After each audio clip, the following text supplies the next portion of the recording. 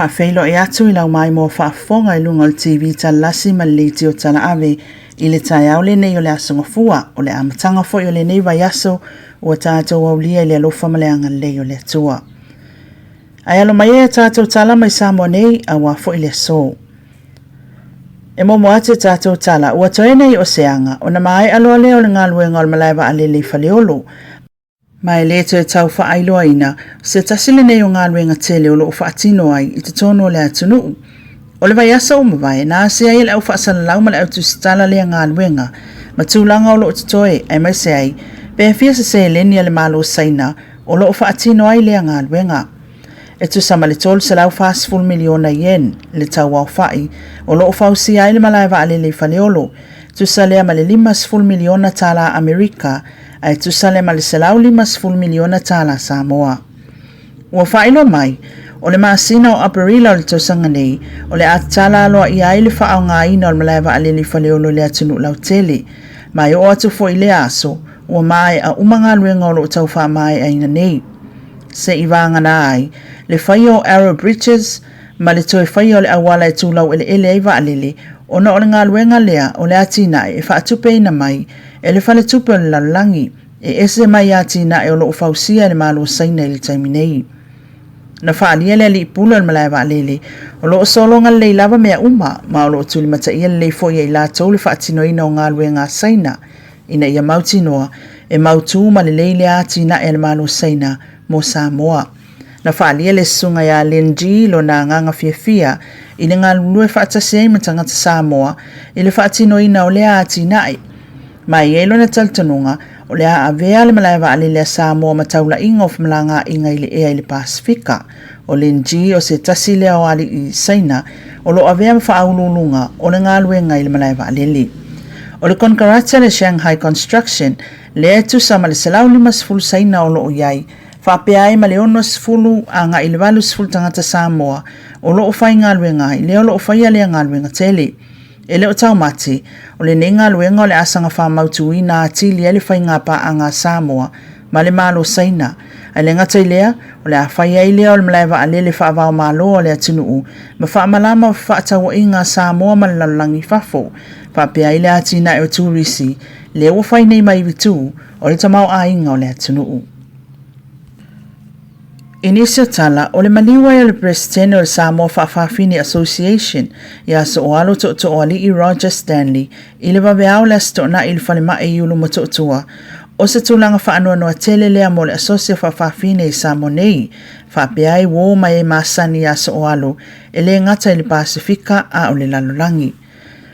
O Sooalo ua iloa I lona taumawhai ai le tu whaatasia le asosi le nei I le lua afe ma le 5 a nga I atu le lua afe ma le 8 ma mawhai ona whaavaina ma aloa ia I te tonu o le atunuu. O lana ngā luenga I le whaailoa o ai a tatau o whaafafine, whaapea I le tu whaatasia I o whaafafine mātutua ma whaafafine la iti I se mafutanga whea alufani. O le ngā luenga Sooalo I le sāwha a, e se fulutasi tausanga sa ia tau mawhai ai, ina ia whaia se asosia whaafafine, e pei ona ia o atua I le taitai o le mālo I atu ila e pasa I le malia le ngaoi.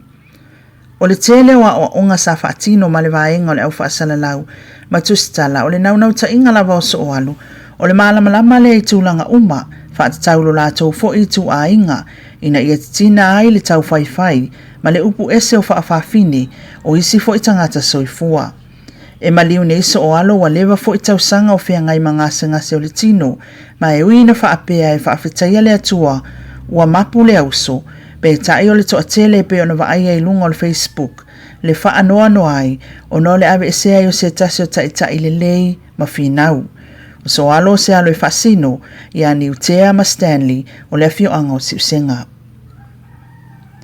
Na whaatungulia le tau mea sina I le afiafio le asfaraile, I le mamalo le atunu usa awa I atu e moli mawina le tufanga whailonga tau aloa, a le ofisa o tangata ta whao mai moa mai Samoa, le Samoa Tourism Authority, mo pisinisi wa whaamanuia ina, I la lato ngā luenga tau mwhaile e tutu mau le whaaleleia, I le ngata I le whalitali malo, o taavale, o le tuumama, o le matangofie, o whaafiafianga, ma isi lava tūlanga uma, e tau mawhai whaatosina mai e turisi, ai whaapea foi, I le mawhai ana o tātou tali malo, lo tātou atunu I tangata ia e ala I tūlanga mawalunga o le au nanga I so se tū.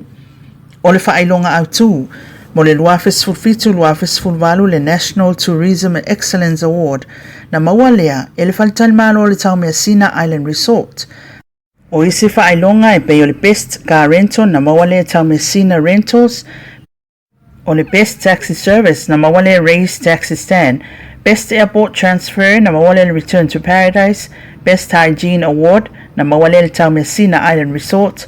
Best LA Uniform na mawalea le Return to Paradise, Best Culture Entertainment na mawalea le Salitonga Sands Beach Resort, Best Tour Operator na mawalea Chef John, Best Attraction Site na mawalea Robert Louis Stevenson Museum, Best Bar and Hangout mawalea le Edge, Best Restaurant na mawalea Scalini, Best Beach Valet na mawalea Manusina, Best Budget Beach Valets na mawalea Fau Beach Valets, Best Standard na mawalea Lynn's Getaway, Best Subiria na mawale Amanaki Hotel, Best Deluxe na mawale Sea Breeze Resort, male whailonga au tū le National Tourism Excellence Award na mawale le tau mea Sina Island Resort. O lepo, sa whawhiawhia e fo inisi o alo lau iloa o le atunuu, e peo le tamaitai opera singa ya Marlena DeVoe, o le alo le atunuu mai Amerika ya Reno Anuai, o le au whaipese ali e toa wha mai tanu ngā manono, a toa aila ma le tāki tara wasila fia ma lau iloa le tātou atunuu, le sasunga ya Afa Leipen. Matala muli ua whailoa mai elso upo le malo le whai unga le kapeneta, le wata tō fia le sunga ma ngele hou viali, e avea ma ofisa silio au onanga o vaenga mlai wa alele, mo le isi tolu tausanga. E wha umai le asa tolu sfutasi o Ianuari le tausanga nei le lua aipa ya inga, o le tula i mai e le sunga ma ngele, na amatai le o lona tolu, talua na tula i mai le ato finga. O lo ofea ngai nei ma ngele man ngā luenga mlai wa alele faleolo, sa o oina le ata mali o le atunu le kolisi o Samoa, e le tausanga ya feiva salau fitus ful lima, se ia o le a feiva salau fitus ful valu, na mawalo na whailonga o se ofisa whaatontono o whamlanga inga, mai New Zealand, i le tausanga ya feiva salau valu sfutasi, mulmulia nei mawalo na whailonga mta uputau pūlenga, mai le University o Massey i New Zealand, i le a feiva salau iwa sful valu, whapea ai le University o New England, i le lua whema leono. O mangele ua tolus fulwalu nei tausanga o avea ai matangata whaingaluenga ale malo Samoa. Talai o le asoGafua, ma ua atu mai le tātou atunu Samoa nei, a ua fo ilau whaafonga anga, ia ilona whamoemoe, toi mo fo isa tātou so tainga, i lunga o TV TALA'LASI ma le teo TALA'AVE, i le tai au o momoai, le asolua, pe apu le alofa le atua tātou te au li atu. Ia o tātou wanga atua i fo i tau whaai ui u Ianuari, ia o lea fo i ua tūla i mai, ia o toi paulawa neio o le vai aso mana nai aso fo i, ia o na tātou wha mai a leo Ianuari lua festival malvalu. Ma lo le fo lau, ma lo fo i le tāpua i le tātou atunuu, ia e mese ai tātou ave le wha amua i le atua i le nitau singa, ia o lo malutia ai Samoa, ia e mese so seisi o lo alala i tu e fia o le lalangi. Ma osan whapoponga tai au e mol taim nei, minu teleino fi au matiute, o whaiva o le tātou atunuu i le aso. O le awha teleina lai seni,